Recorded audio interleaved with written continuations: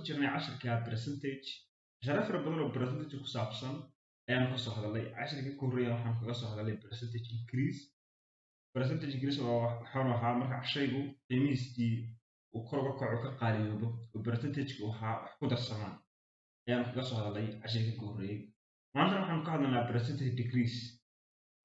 decrease wax kale maaha waa marka shaygu qiimihiisii uu ka jabo oo qiimo ka jabo la siiyo ayaa percentage-kiisii hoos buu dhacayaa oo percentage-kiisii maadaama asalkii hore percentage-ku joogay shaygu qiimihii hore uu joogay uu hoos uga dhacay qiimihii hore uu joogana waxay ahayd boqolkiiba boqol bay u taagan tahay haddii qiimihii ugu horreeyey oo shaygu qiimihiisa asalkaa la siiyo wuxuu ahaa boqolkiiba boqol percentage-kiisu boqolkiiba boqol buu ahaa laakiin haddii qiimihiisii shaygu maadaama hoos u dhacay qiimihiisii percentage-kiiba boqolkiiba boqol waxbaa ka dhacaya oo percentage-kiisii hoos buu dhacaya sidaa awgeed waxaa loo bixiyey percentage decrease way qiimihii decrease wax kale maaha markuu shaygu qiimihiisii hoos uga dhaco oo ku dhaco magaranaysaa hoos u dhac ku yimaado marka decrease waa hoos u dhac increase-na waa markuu shaygu kordho oo qiimihiisii uu kor uga kordho marka dad tusaalahan oo kale aan ka shaqeyno oo kale dukaan baa magaranaysaa alaab iibinaya markaa tusaale markuu alaab iibinayo qalab wuxuu ku iibinayay 130 130kaas waa original value shay qiimo lagu iibinayo 130 boqolkiiba boqol lagu iibinayo percentage boqolkiiba boqol bay u taagan tahay waa shayga intii la siinayay qiimihiisa saxda ah 130 buu ahaa haddii discount uu sameeyo discount 15% haddii uu sameeyo uu ku iibiyo 15% uu ku iibiyo waxaa la yiraahdaa soo saartaa qiimaha alaabtaas tooliskaas qiimaha uu 15% markaa maadaama uu sameeyey qiimahoodu muxuu noqonayaa awalna qiimahoodu ahaa 130 marka tusaale ahaan oo kale haddana waxaan haysanaa haddaan qorno waxaan haysanaa 130 ah shaygu qiimihii asal lagu iibinayo oo originalka ahaa waxaan arkaynaa original price oo qiimihii originalka ahaa wuxuu ahaa 130 waxaa kaloo la siiyay 15 kaasoo ah discount marka waxaan oranaa percentage ama discount qiimaha la siiyay waa percentage waa 15% oo discount ah marka waa in aad iyo aad uga taxadiraa 15% discount-ga shaygaas waa imis boqolkiiba boqol markuu hadeer original value waxaa boqolkiiba 30 waxay u taagan tahay boqolkiiba boqol marka halkan waxaan ka naadan doono shaygan wuxuu taagan yahay boqolkiiba boqol percentage-gu taagan yahay haddii la siiyo discount 15% shaygii 85 baa laga siinayaa 15 waa laga daayay 85 waa boqol laga jaray 15 85 ma haysanaa mashaytan baa laga siinaya because shaytan marka waa laga daayay discount baa laga siiyay marka tan b-na waa la siiyo waa percentage tan waa b waxaa laga doonayaa waa price-ka cusub ama shayga inta lagu iibinayo waa new price-ka marka haddaan aan ku qorno jawaabteena waxaan soo baranay formalkii ahaa new price-ku wuxuu la mid yahay original price-ka oo lagu dhuftay percentage marka hadeer tartiib aan u qorana marka new price-ku wuxuu la mid noqonaa aan raadinayno original value waan haysanaa 130 baan haysanaa 130 dollar oo lagu dhuftay percentage marka percentage-ka aan ku dhufano shayga maadaama aan iibsano 15% oo naga daayay qiimaha bixinano inagu waa 85 boqolkiiba bixinano 85 boqolkiiba kaas 85 taas ayaan ku dhufanaa qiimaha because waa qiimaha bixinano 85 bida kaas imaanaysa 85 ta ku dhufanaa because of shay tobanka percentage waa qiimaha laga dhimay kana qiimaha laga dhimay bixinano taas waa laga daayay inta aan bixinano shaygu uu jaayo ka price-ka saxda ku taagan yahay waa 85 boqolkiiba intaas soo saarnaa waxaan noqonaysaa waxaan ku dhufanaa sorry marka qalinka daaca madow ka dhigo marka 85 ma ku dhufanaa 85 oo loo qaybiyay 100 kadibna intaasaan soo qaybinayaa marka everkaas iyo everkaas isla baxayaan ka 8.5 ugu dhuftay 13 soo baxaya 110.5 marka new price ku xumid noqonayaa qiimaha cusub xumid noqonayaa 110 marka waa dollar 110.5 qiimaha sal iibinay marka waxaa muhiim inaan ogaano shayga awr waxa lagu iibinay boqol iyo soddon baa lagu iibinay asalkiisa hore waa original price-kii shayga intii hore lagu iibinayay wey waxaa la siinayay waa boqolkiiba boqol buu qabtaa inta percentage ahaan hadii la xisaabiyo boqolkiiba boqol laakiin hadda maadaama 15 discount la sameeyey shayga waxaa laga siinaya 85 discountiga laga dayna waa iska jirnaa markaa 85 saan ku shaqeynaa because of shayga inta laga jiray haddii hadda la odhan lahaa 8% baa laga sameeyey ama 10% baa laga dhigay marka 90 ma ku dhufan lahayn because of qiimahan bixinna ayaa raadinayna sida awgeed qiimaha hadda cusub oo la siinaya shaygaasi waa boqolkiiba 10 ninkaas boqolkiiba 30 haddana wuxuu siinaya qiimaha dambe uu shaygu siinaya waa boqolkiiba 10 shayga dukaamada oo kale marka iibinayaan ama shayga muddo laga iibsan waayo ama shaygii ay jiraan ciido kale fasaxyo kale ama macaabiil la tahay discount baa lagu sameeyaa boqolkiiba 2 boqolkiiba 5 boqolkiiba 10 marka inta hadba baad dukaamada sameeyaan marka qiimihii hore shaygu uu ka jabnaanaya marka saasaan ku saaraya markaan rabo inaan qiimo soo saaro oo shayga qiimaha cusub aan soo saaro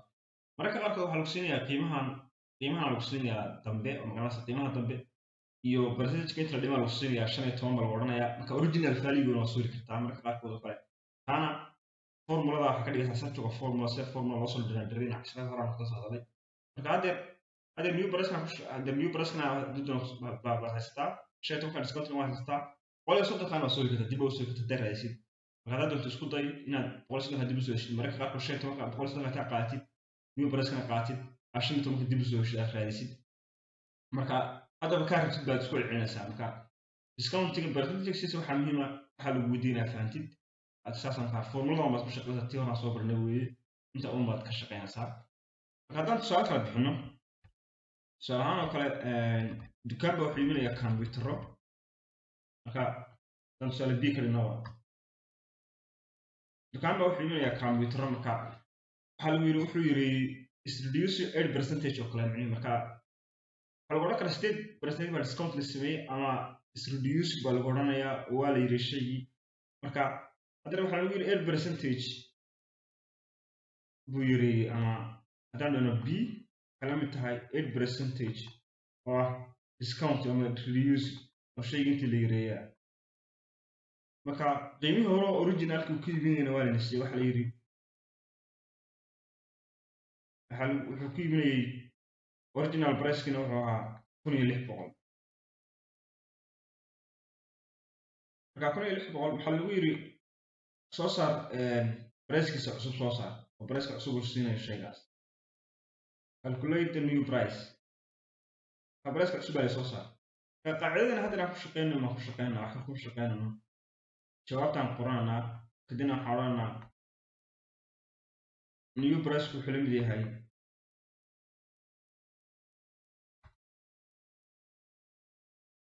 new price ku xilmid yahay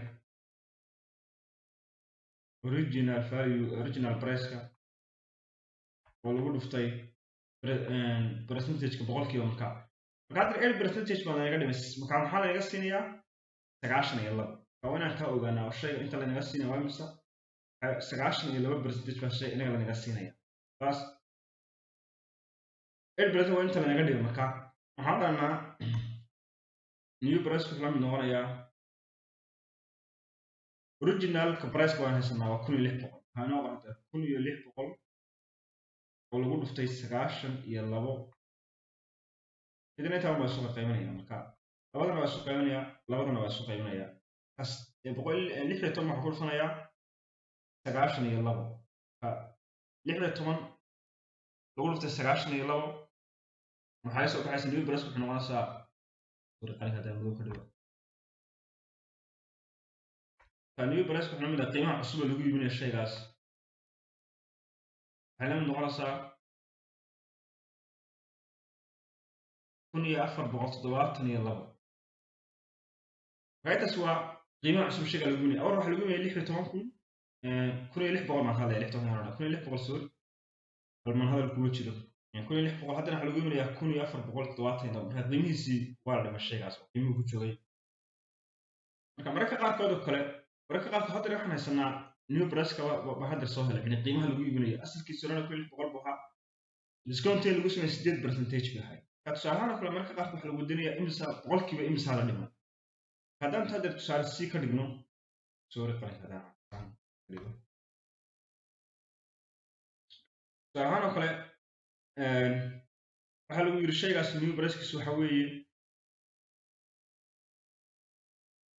1472 originalkiisuna wuxuu ahaa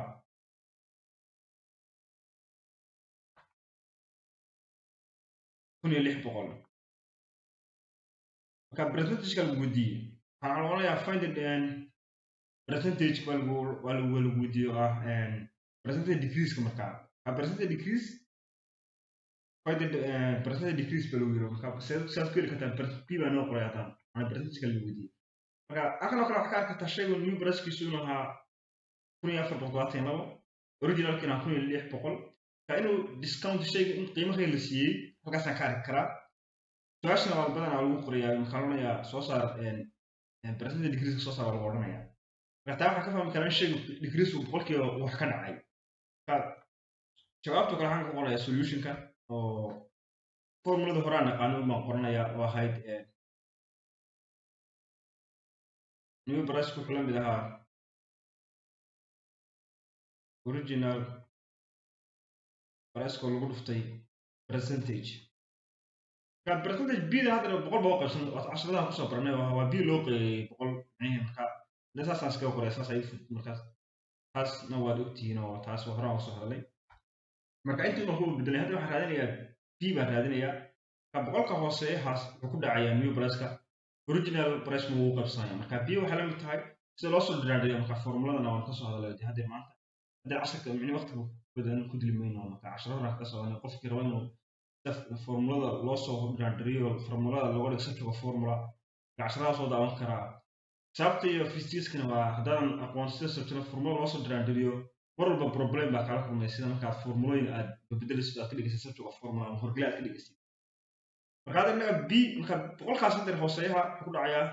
new price ku dhacayaa original value ugu qaybsanaya marka waxaan noqonaysaa b percentage waxaan noqonaysaa new price-ka oo lagu dhuftay boqol oo loo qaybiyey original value ama original price qiimihiisii hore marka percentage bida waxaa la noqonaysaa new price waxaan haysanaa 1472 dollar lagu dhuftay boqol oo loo wada qaybiyey 1600 dollar marka dollarkaas waa iskoosanayaan haddaan isu googooyo dollarkaas waa iskoosanayaan labada eber waa iskoosanayaan marka meesha waxaa iga soo baxaysa 1472 loo qaybiyey 16 waxaa iga soo harayaa 92 percentage marka 92 percentage-kana waa maxay waa qiimaha shaygaas ku joogo yani qiimaha lanaga daayo maaha waa qiimaha uu ku joogo yani 1400 qiimaha ku joogto waa 92 aan ku dhufanay inoo soo hadda dib u celiyo marka maadaama hadda inaan percentage joogno inaan boqolkiiba ka janarnay because waa percentage decrease ay tahay yani boqolkiiba uu shaygii uu wax ka dhimay boqolkiiba yani 92daas waa qiimaha uu ku joogo 8 baa ka dhigay boqolkiiba boqol sama 8 sano qiimaha lanaga daayo marka percentage waxaa la noqonaysaa 92 percentage oo laga jaray sorry 92daas oo buriyay marka percentage waxaa noqonaysaa b waxaa noqonaysaa waa boqolkiiba boqol oo laga jaray 92 percentage marka caasaas 8 percentage marka 8 percentage haddii aan haysto 8 percentage haddii haysto haway waa qiimihii markii hore aan shaygaas lanaga dhibin marka waa taata hadda discount-ka la sameeyo waa taas 8 percentage marka 92 percentage waa 92 percentage waa shay hadda aan taa hore taas waa shayga qiimaha uu joogo oo ka joogo marka qiimaha laga siinayo marka shay haddii lagu dhaho qiimaha laga daayo qiimaha laga siinayo waa inaan marka baad soo saaraysaa marka qiimaha laga siinayo shaygaas ugu joogo haddii lagu dhaho shayga waxa laga daayo 10 percentage qolka 90 baa bixinaysaa marka adigu dee ku iibsanaysaa shayga marka inaad taa ogaatid aad iyo aad muhiima marka waa iska fududahay oo kale marka hadda waxaan soo saarnay percentage waan soo saarnay hadda waxaan soo saari karnaa original waxaan soo saari karnaa new price waxaan soo saarnay percentage waxaan soo saarnay original waxaan soo saarnay marka 92 ku shaqeynaa kadibna dib aan u helayaa original price inta shayga ah laga siiyey 1600 dib aan u helayaa marka percentage waa iska fududahay marka in yaroo qofku wuxuu baahan yahay kaliya oo casharka uu fahmo dib u eego magaranaysaa uu fahmo su-aasha la weydiiyey wuxuu raadinayo marka halkaasaan ku jirnaa maanta casharkayga waa salaamna dhammaantiin kanaalkana subscribe garee commentina kusoo dhigo wixii su'aalaha qabtid asxaabtaada kalena u share garee. Wassalaamu calaykum waraxmatullaahi wabarakaatuh. يوتيوب والسلام عليكم ورحمة الله تعالى وبركاته.